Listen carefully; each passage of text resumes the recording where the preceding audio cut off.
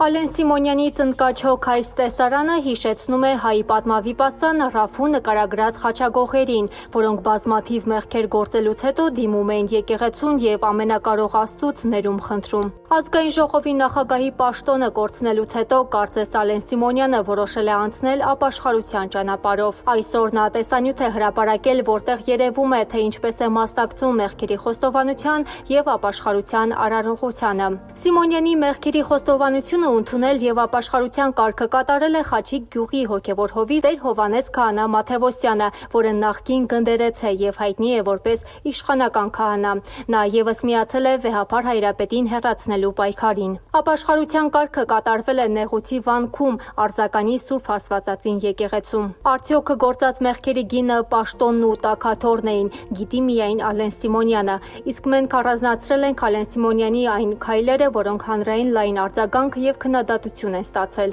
Ես համոզված եմ, որ Կտրիչ Ներսիսյանը, եթե ոչ այսօր, եթե ոչ վաղը, ապա շատ մոտ ապագայում կգիտակցի, որ ինքը պետք է ազատի վեհարանը, որպեսզի նոր կաթողիկոս ընտրվի։ Կտրիչ Ներսիսյանը սպառնալիք է Հայաստանի Հանրապետության անվտանգությանը եւ լավ կլիներ ուրիշ կուսակցություններ նույնպես իրենց ծրագրի մեջ ունենային Կտրիչ Ներսիսյանից եւ այն մարդկանցից, ովքեր որ վարկաբեկում են հայ առաքելական Սուրբ եկեղեցին, մաքրելը ու ազատելը։ Մեր կայացված որոշումով չէ, Արցախը, Ղարաբաղը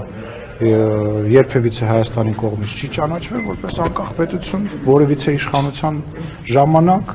եւ Հայաստանի Հանրապետությունը որևիցե իր հարևանի նկատմամբ տարածքային պահանջ չունի եւ չի ունեցել։ Այո, կարծում եմ ճիշտ է Ղարաբաղ ձևակերպումը օգտագործել։ Բայց փաստը մնում է փաստ, որ այդ տարածքը, ինչի մասին մենք խոսում ենք, միջազգայինորեն ճանաչված Ադրբեջանի տարածք է եղել եւ կա։